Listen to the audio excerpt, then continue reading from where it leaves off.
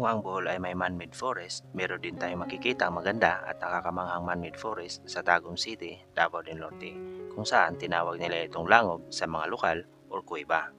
Popular ito sa mga Tagomeños bilang isang tambayan kung saan ay maaliwalas at preskong kapaligiran. Paboritong lugar ito na pinupuntahan ng mga empleyado o mga trabahador sa panahon ng kanilang break time at dito makapagpahinga.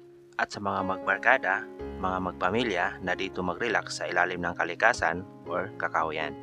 Marami din tayong mapansin dito na mga magpictorial, kagaya ng pre-dibo, prenup at iba pang okasyon.